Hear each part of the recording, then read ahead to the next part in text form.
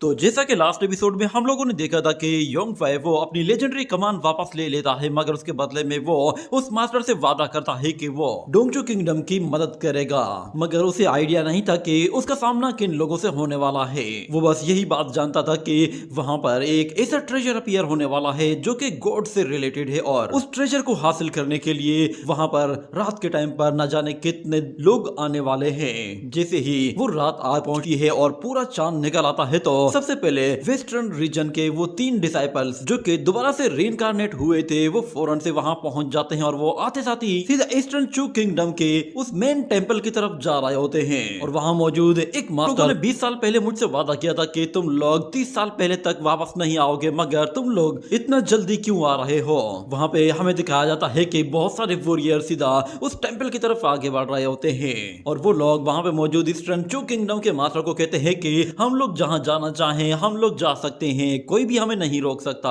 उन लोगों की आवाज दूर दूर तक लोगों को सुनाई दे रही होती है और सब लोग समझ जाते हैं कि यहाँ पर कुछ होने वाला है। और उन्हें यह भी पता चल जाता है कि होन टियान डाओ को किसी ने शाओलिन टेंपल पर सप्रेस कर दिया है, जिसकी वजह से शाओलिन टेंपल के जितने भी मॉन्क हैं वो सारे के सारे दोबारा से आ रहे हैं। और दूसरी तरफ से योंगफाई वो कहता है कि मैंने क्योंकि उस होन टियान डाओ का वो हेल बर्ड स्पीयर छीन लिया है, तो इसीलिए उनके मास्टर्स यहाँ पर आए हैं। अगर ग्रेट डीमन किंग को मेरे बारे में पता चल गया कि मैंने हेल बर्ड स्पीयर अपने पास रखा है, तो वो मुझे नहीं छोड़ेगा। मगर मैंने ओल्ड मास्टर से वादा किया है कि मैं उन लोगों को छोड़कर नहीं जाऊंगा। ये कहने के बाद योंगफाई डिसाइड कर लेता है कि वो चू किंगडम की मदद करेगा, और उसके लिए वो अपनी लेजेंडरी कमान लेकर फौरन से उसी टेंपल की तरफ आगे बढ़ता है। मगर वो देखता है कि वहां पर उसके अलावा भी बहुत सारे वॉरियर हैं जो कि उस ट्रेजर को हासिल करने के लिए उसी डायरेक्शन की तरफ जा रहे हैं, जिस पर वो कहता है कि अच्छा, तो इसका मतलब है कि यहाँ आज बहुत सारे पावरफुल कल्टीवेटर्स आने वाले हैं। देखते ही देखते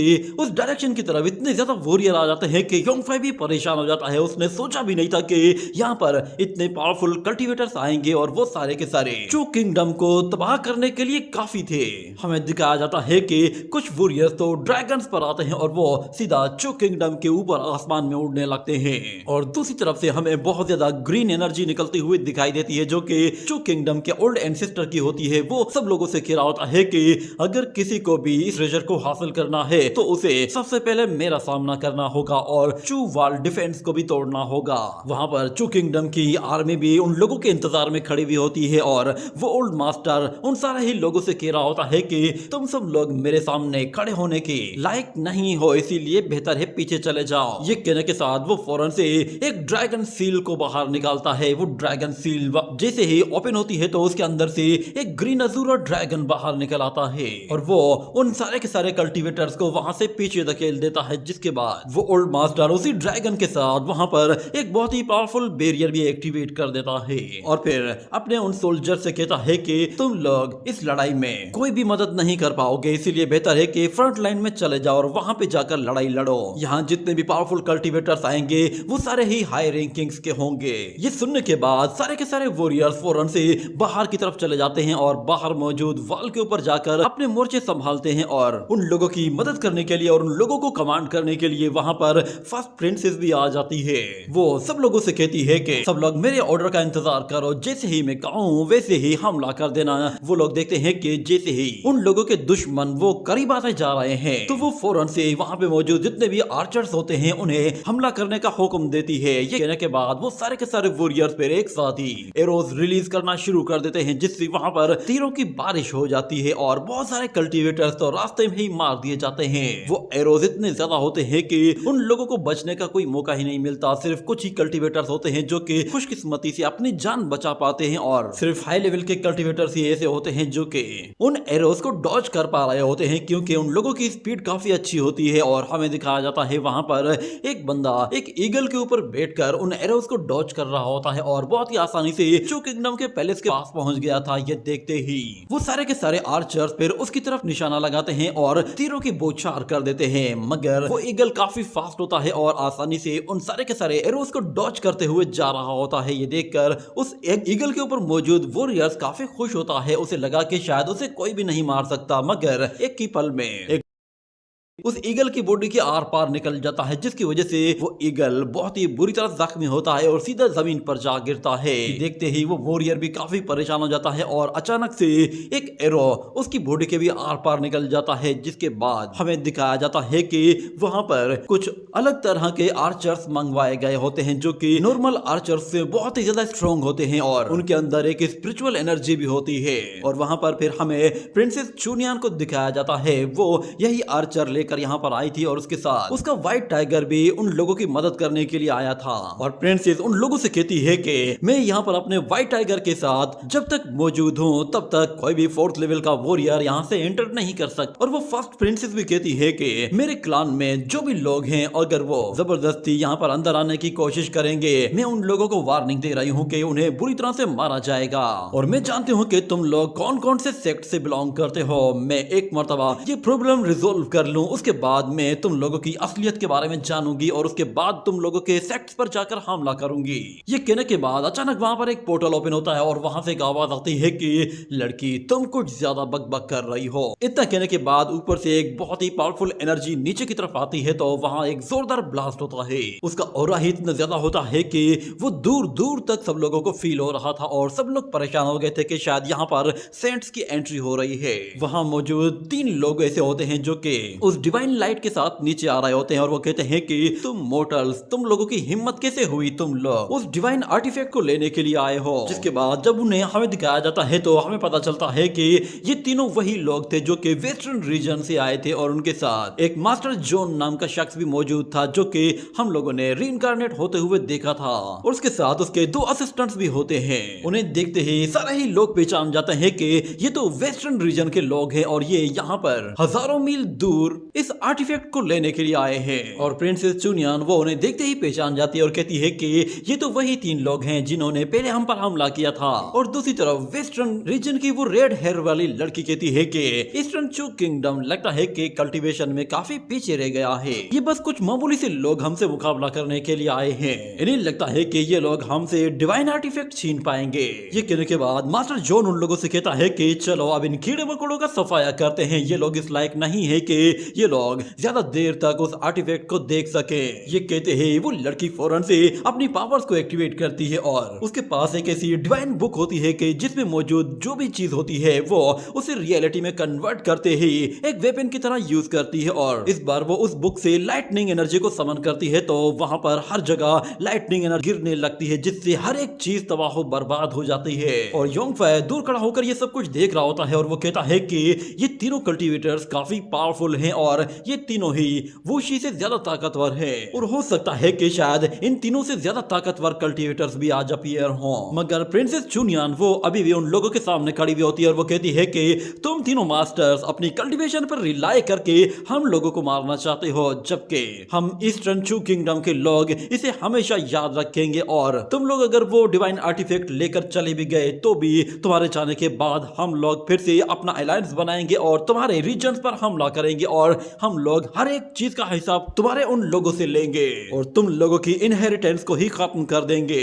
मगर वो मास्टर जॉन कहता है कि तुम एक रॉयल लड़की हो और तुम सोच भी नहीं सकती कि हम कितने पावरफुल हैं, मगर मैं तुम्हारी हिम्मत की दाद देता हूँ। ये कहने के बाद दूसरी तरफ से वो रेड हेयर वाली लड़की फौरन अपनी डिवाइन बुक बाहर निकालती है और उसके अंदर से वो एक पेपर से एक एनर्जी अटैक चुनती है। तो वो एनर्जी अटैक एक बहुत बड़ा आग का गोला होता है जो कि रियलिटी में आता है और वो वहां पर सीधा उस प्रिंसेस की तरफ आगे बढ़ रहा था। ये देखकर वो प्रिंसेस भी घबरा जाती है, मगर अचानक से वहां पर योंगफाई की एंट्री होती है और वो जायंट ड्रैगन केचर हैंड की इस टेक्निक को यूज करते हुए उस आग के गोले को वहीं डिस्ट्रॉय कर देता है। योंगफाई को देखकर वो लड़की फौरन से उसकी तरफ नीचे चली आती है और कहती है कि तो तुम भी फाइनली यहाँ पर पहुंच गए। ये तीनों लोग बहुत ही ज्यादा बुरे हैं। इन लोगों ने पहले चेनशी को मुझसे छीनने की कोशिश की थी। ये बात उसे काफी ज्यादा गुस्सा दिलाती है, मगर योंगफाई जानता है कि उन लोगों का लेवल क्या है और उसका अपना लेवल क्या है, इसीलिए वो यहाँ पर ज्यादा एरोगेंट नहीं होता। और दूसरी तरफ से मास्टर जॉन कहता है कि अच्छा तो वो आर्टिफैक्ट सिर्फ 4th लेवल के वॉरियर्स डिफेंड करने आए हैं। यकीन नहीं आता कि ईस्टर्न चू किंगडम ने अपना एंशिएंट आर्टिफैक्ट इस लड़के को दिया है जो कि सिर्फ 4th लेवल में है। मगर प्रिंसेस चुनियान वो एंसेस्टर से कहती है कि ये तीनों लोग आपका मजाक उड़ा रहे हैं और इन लोगों ने कहा है कि आप गंजे हैं और मरने वाले हैं। इतना कहने के बाद अंदर से फिर उस ओल्ड मास्टर की आवाज आती है। वो उन तीनों के तीनों कल्टीवेटर से कहता है कि कितनी शर्म की बात है, वेस्टर्न रीजन के लोग बस बच्चों से लड़ने के लिए आए हैं। जब ये बात दुनिया को पता चलेगी तो वेस्टर्न रीजन का कितना मजाक उड़ाया जाएगा ये तो तुम लोग सोच सकते हो। ये सुनते ही वो तीनों ही कल्टीवेटर उस ओल्ड मास्टर की तरफ चले जाते हैं और योंगफै कहता है कि ये 6th लेवल के मास्टर्स की फाइट है, इसीलिए हमें इस लड़ाई को सिर्फ दूर से देखना है। ये कहने के बाद वो लोग भी उन लोगों के पीछे पीछे चले जाते हैं। वो ओल्ड मास्टर वहां पर उन लोगों का इंतजार कर रहा था। जैसे ही वो लोग वहां पर आते हैं तो वो तीनों ही उसके सामने आकर रुक जाते हैं और उस ओल्ड मास्टर को देखकर कहते हैं कि बस सिर्फ एक 6th लेवल का ओल्ड मास्टर यहाँ पर मौजूद है जिसके पास कुछ गिने चुने ही दिन बचे हैं। डोंगचू किंगडम उस आर्टिफैक्ट को हम लोगों से ज्यादा देर तक नहीं बचा पाएगा। वो ओल्ड मास्टर जैसे ही खड़ा होता है तो हमें दिखाया जाता है वहां पर एक और ओल्ड मास्टर की एंट्री होती है और वो वहां पर आते ही कहता है कि मैंने सोचा नहीं था कि डोंगचू किंगडम में ऐसा कोई मेला लगा हुआ होगा। वो ओल्ड मास्टर डोंगचू किंगडम के ओल्ड मास्टर को कहता है कि तो तुम अभी भी जिंदा हो। तो डोंगचू किंगडम का मास्टर कहता है ली मास्टर तो तुम भी जिंदा हो, मुझे यकीन नहीं आ रहा कि तुम इतनी लंबी जिंदगी के बाद भी अभी तक मौजूद हो। मगर वहां पर फिर एक तीसरे मास्टर की एंट्री होती है और वो आते साथ ही उन लोगों से कहता है कि तुम दोनों ओल्ड मास्टर्स अपनी लड़ाई कुछ देर के लिए रोक लो, हमेशा मिलते ही लड़ना जरूरी नहीं है। इस वक्त हमारे लिए सबसे बड़ा मसला ये 3 लोग हैं, इसीलिए पहले जरा इनसे निमट लेते हैं, आपस की लड़ाई को बाद में देख लेंगे। योंगफै देखता है कि दोनों तरफ से 6th लेवल के वॉरियर्स हैं और वो एक दूसरे को बिल्कुल बराबर की टक्कर दे सकते हैं। यहाँ पर वो चू किंगडम के मास्टर्स कहते हैं कि अगर हम लोगों के बीच में यहाँ पर लड़ाई होती है तो ये तो उन तीनों ही वेस्टर्न रीजन के मास्टर्स की फेवर में जाएगी।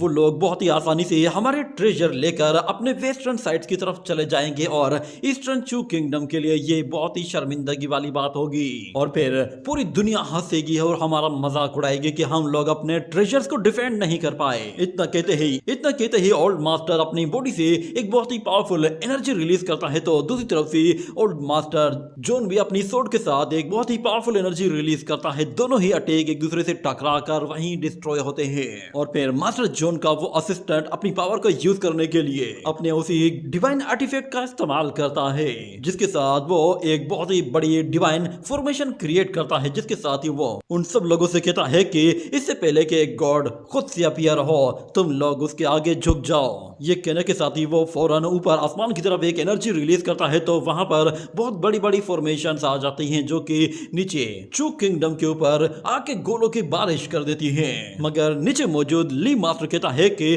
तुम्हारी हिम्मत कैसे हुई, तुम अपनी गॉड्स की पावर को हमारे गॉड पावर के साथ कंपेयर कर रहे हो। तुम लोग सिर्फ और सिर्फ बीस्ट हो और तुम्हारे पास सिर्फ पावर है, मगर तुम लोगों ने कभी भी हेवन एंड अर्थ को समझा ही नहीं है। तुम्हें लगता है कि तुम लोग अपनी वेस्टर्न पावर्स हमारे आगे शो करोगे तो हम लोग चुपचाप बैठे रहेंगे। ये कहने के बाद वो बंदा भी अपना एक डिवाइन प्लेटफॉर्म बाहर निकालता है और उसे मल्टीपल रिंग्स में डिवाइड कर देता है। डिवाइन आर्टिफैक्ट फौरन से वहां पे मौजूद एक ऐसा बैरियर बनाता है कि जो सारे के सारे आग के गोलों को वहीं पर ही रोक लेता है और मास्टर ली फौरन से उस आर्टिफैक्ट के अंदर जाता है तो वो उसके दूसरी तरफ बाहर आकर एक डिस्क अपने साथ ले जाता है जो कि वेस्टर्न वॉरियर के बिल्कुल पीछे अपीयर होती है। ये देखकर वो वेस्टर्न वॉरियर डर जाता है मगर मास्टर ली वो अपनी उस डिवाइन डिस्क के साथ एनर्जी एब्जॉर्ब करना शुरू कर देता है और हमें दिखाया जाता है कि वो डिस्क जब पूरी तरह से एनर्जी से चार्ज हो जाती है तो मास्टर ली उस डिवाइन डिस्क के साथ एक बहुत ही पावरफुल एनर्जी बीम रिलीज कर देता है। ये देखते ही वो वेस्टर्न वॉरियर फौरन अपने डिवाइन आर्टिफैक्ट को सामने ले आता है और उसका वो डिवाइन स्पीयर फौरन एक डिवाइन शील्ड क्रिएट कर लेता है जो कि बहुत ही ज्यादा स्ट्रांग होती है और उस डिस्क की एनर्जी बीम को भी आसानी से रोक लेती है। और तीसरा मास्टर जो कि मास्टर गुआन है वो कहता है कि तुम लोग मुझे सीरियस नहीं ले रहे, लगता है कि शायद मुझे भी अपनी पावर शो करनी पड़ेगी। मैं तुम्हें दिखाता हूँ कि हम लोग ऐसे मेहमानों का इस्तकबाल कैसे करते हैं जो कि हमसे हमारा ट्रेजर छीनने के लिए आते हैं। ये कहते हुए वो मास्टर फौरन से अपना एक नाइफ व्हील क्रिएट करता है जो कि बहुत ही तेजी से स्पिन भी होता है और उसके साथ अलग अलग नाइफ होते हैं। वो जैसे ही उस नाइफ व्हील को उस लड़की की तरफ रिलीज करता है तो वो लड़की उसे रोकने के लिए फिर से अपनी वो डिवाइन बुक ओपन करती है और कहती है कि तुम ओल्ड मास्टर्स तुम लोगों को बहुत पहले ही मर जाना चाहिए था मगर तुम लोग बड़े ही ढीठ हो, लगता है कि मुझे ही तुम्हें दोबारा से तुम्हारी कब्र में सुलाना होगा। ये कहते ही वो फौरन से उस डिवाइन बुक में से एक फ्लेमिंग टोर्नेडो को समन करती है, तो वो टोर्नेडो उसमें से निकल कर रियलिटी में आ जाता है और वो इतनी स्पीड से घूम रहा होता है कि ये देखकर वो लड़की कहती है कि ओल्ड मास्टर्स, तुम्हारा कोई भी चांस नहीं है। मगर यहाँ पर वो ओल्ड मास्टर गोआन अपने उस नाइफ व्हील में से जितने भी नाइफ होते हैं उन सबको अलग अलग रिलीज कर देता है, तो वो सारे के सारे नाइफ सीधा उस टोर्नेडो के अंदर चले जाते हैं। जिसके बाद हमें वहां पर कुछ अटैक्स होते हुए दिखाई देते हैं, जिसके बाद वो लड़की हैरान हो जाती है क्योंकि उस व्हील को बहुत ही आसानी से मौका मिल जाता है और वो उस टोर्नेडो से निकलकर सीधा उस लड़की की तरफ जाता है और उसे जाकर जोर से हिट करता है। और इतने में मास्टर जॉन वो बीच में आता है और वो कहता है कि तुम तीन ओल्ड मैन सिर्फ और सिर्फ अपनी कल्टीवेशन पर रिलाई करके उस डिवाइन आर्टिफैक्ट को हमसे नहीं बचा सकते। हम लोग डिवाइन डोमेन वार गॉड से बिलोंग करते हैं। ये कहते हैं वो दोबारा से अपनी बॉडी से एक ऐसी एनर्जी रिलीज करता है कि जो सीधा आसमान तक जा पहुंचती है और उसकी पावर भी पहले के मुकाबले में बहुत ज्यादा बढ़ जाती है। और जैसे ही वो उस एनर्जी को सीधा उस ओल्ड मास्टर की तरफ रिलीज करता है, तो यहाँ पर वो ओल्ड मास्टर दोबारा से उसी ड्रैगन सील का इस्तेमाल करता है, जिसके साथ वो एक अजूरो ड्रैगन को समन कर सकता है। और हमें दिखाया जाता है कि वो अजूरो ड्रैगन जैसे ही बाहर आता है तो वो सीधा जाकर उस डिवाइन एनर्जी को हिट करता है और उसे वहीं पर ही रोके रखता है। जैसे ही वो दोनों एनर्जी अटैक डिस्ट्रॉय होते हैं तो वो दोनों ही मास्टर्स वहां से पीछे की तरफ चले जाते हैं और उस प्रेशर को बर्दाश्त नहीं कर पाते, जिसकी वजह से उन्हें थोड़ी सी इंजरीज होती है। पर अचानक से हमें दिखाया जाता है कि शाओलिन टेंपल के अंदर से एक एनर्जी बाहर निकलने लगती है और वहां पर कुछ फॉर्मेशन अपीयर होती है और योंगफै कहता है कि तो फाइनली वो दोबारा से अपीयर हो रहे हैं। इतना कहने के बाद हमें दिखाया जाता है कि उस शाओलिन टेंपल के नीचे से इतनी पावरफुल एनर्जी आती है कि वो पूरे के पूरे टेंपल को ही उखाड़ कर रख देती है और सीधा आसमान तक जा लगती है। और सब लोग समझ जाते हैं कि डिवाइन आर्टिफैक्ट वो अब इस दुनिया में आ चुका है। वो लोग बस इंतजार कर रहे थे कि जैसे ही वो आर्टिफैक्ट उन लोगों के सामने अपीयर होगा वो लोग फौरन से उस पर टूट पड़ेंगे। मगर अभी तक वो डिवाइन आर्टिफैक्ट उन लोगों के सामने अपीयर नहीं हुआ था। हमें दिखाया जाता है कि वहां पर जो टेंपल था उस जगह पर एक बहुत ही बड़ा होल बन चुका होता है और उसके नीचे मौजूद अंडरग्राउंड जगह भी अब सब लोगों के सामने एक्सपोज हो चुकी होती है और उसके नीचे से एक ऐसी एनर्जी बाहर आती है कि जो उस डिवाइन आर्टिफैक्ट को बाहर ले आती है। वो डिवाइन आर्टिफैक्ट वहां पर एक बहुत ही बड़ी फॉर्मेशन के साथ सब लोगों के सामने आ जाता है, जिसके बाद योंगफै देखता है कि ये वही एनर्जी हैंड है जिसे उसने पहले देखा था। और उसके बाद वहां पर और भी बहुत सारे क्लान के लोग आना शुरू हो जाते हैं और वो लोग कहते हैं कि हमारे लिए सबसे बेस्ट यही है कि हम लोग बिल्कुल परफेक्ट टाइम पर आए हैं। वो ट्रेजर वहां पे मौजूद हर एक शख्स को अपनी तरफ अट्रैक्ट कर रहा होता है और हर शख्स उसे हासिल करना चाहता था। और मास्टर जॉन अपने साथियों से कहता है कि चलो हमें उस ट्रेजर को हासिल करना है। वो लोग फौरन से उस अंडरग्राउंड जगह की तरफ चले जाते हैं, जिसके बाद हमें पता चलता है कि ऊपर मौजूद जो ट्रेजर था वो एक होलोग्राफिक इमेज थी। असली ट्रेजर वो अभी भी नीचे जगह पर मौजूद है।